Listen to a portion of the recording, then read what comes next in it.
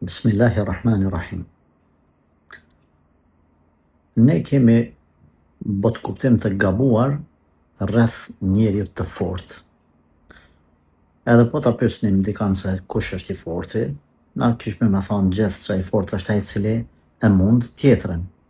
Mirë po pejgamberi alayhi salatu wassalam, kur i ka pyet sahabët dhe ja kanë dhënë të njëjtën përgjigje, ka thonë Rasulullah sallallahu alaihi wasallam, nuk është ashtu, i fortë nuk është ai i cili e mund tjetrën, po i fortë është ai i cili e mund veten e tij.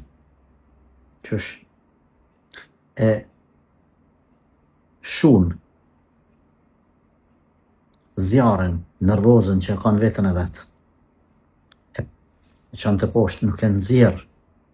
Pra, i fortë je nëse arrin me mujt veten, jo me mujt të tjerët.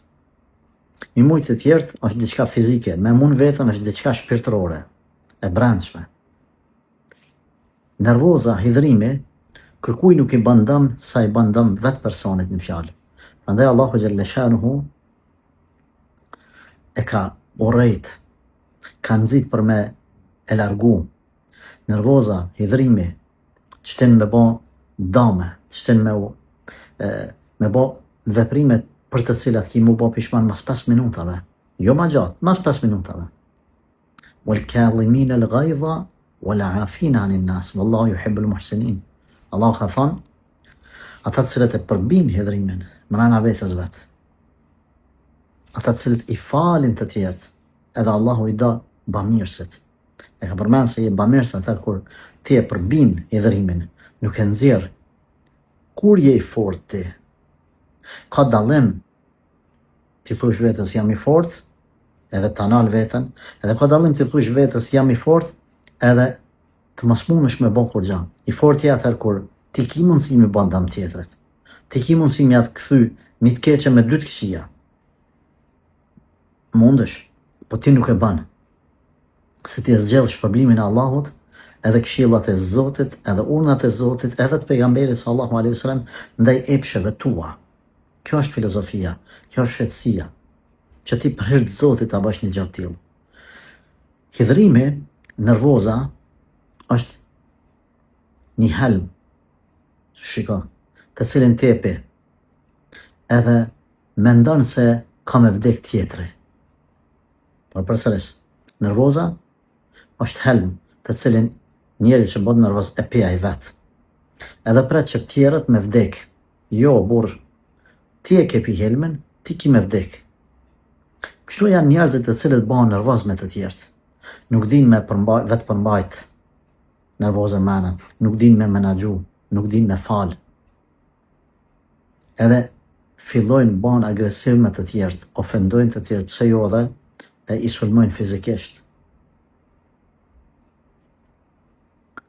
Tu bën nervoz dhe tu e sulmu tjetrin, ai mendon që tjetri do t'i bë dëm, në fakt është t'i bë vetës. Vetës është t'i bë dëm. Mas shumti që humb edhe pëson, nga nervoza është vetë personi që bëhet nervoz. Mjafton është rregulli e 10 sekondat e parë me bën sabër. Çka me bë? Me thonë audhu billahi minash shaitanir rajim. Audhu billahi minash shaitanir rajim. Disa herë. Pastaj nëse ke ndëgju për dikan diçka, edhe të ka prejkt, ka nervozu te mase, mos shko me trokit në derën e ti, as me thirë në telefon, as me qu selam, spaku, 3 dit pa qëtësu vetën tonë në shpi. Pra rregulli 3 ditve.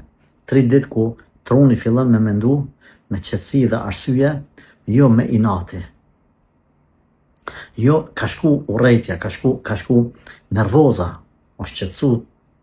Prandaj pejgamberi sallallahu alaihi wasallam e ka leju që 2 musliman nëse vjen deri te kacafytja, 3 dit mundën me majtje dhënim. Mas 3 dite më i miri për atyre 2 është ai i cili fillon me i foli pari tjetrit, me dhënë selam.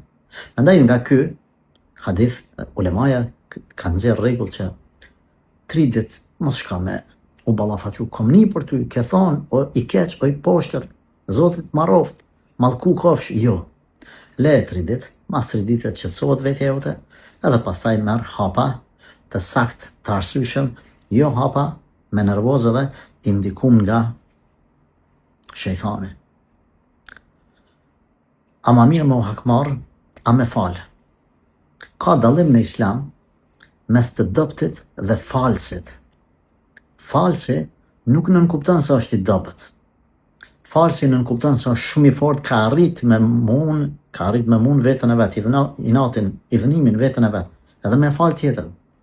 I dobti është ai i cili është nervoz, dën me bo çmos tjetrin, me e myt, me e shkatru, ama s'munët se është i likësht. E ta shqy i forti, i cili ka mundësi mu hakmar edhe falë, kjo për është i fort. Kjo është i fort. Se inatin, nervozën, e ka nalë brana vetës edhe ka falë, e ka mund vetën e vetë.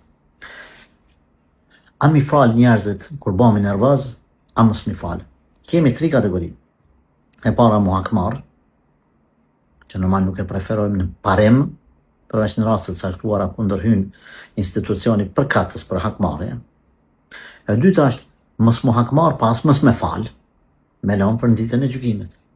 Edhe e treta është me falë. Cëlla është ma mirë? Pa dyshim se e fundit është ma mirë, pra falja për hir të Zotit. Nëse na nuk e falim, edhe i thojmë vetës tonë, i thojmë atij personit, unë ty nuk ta fali, në ditën e kiametit ka me ta marrë hakin tënë. Në rregull, Allah ka me ta dhënë hakin tënë. Por, ma mirë ki me u shpërbly në botën tjetër, nëse ti në këtë botë ja falë, jo pse ti e dënë ata. Ndodhë që ti së dënë ata. Po ja falë për hir të Zotit, duke shpresu të Allah është problem ma të madhë se sa me ta dhënë Allah hakin që ai ka hynë hak. Nuk po thras për me falë gjithmonë, se këherë të falësh, ta marrin të tjerët si pikë të dobët edhe të bëjnë të njëjtin zullum. Ka rregulla kur mos me falë, ma mirë mos me falë. Por në parim, nervozën, më shefen vete, përbinje, mundo me i falë të tjerët. Zotin a falët, edhe Allah na mësoft që edhe na me i falë të tjerët. Amin.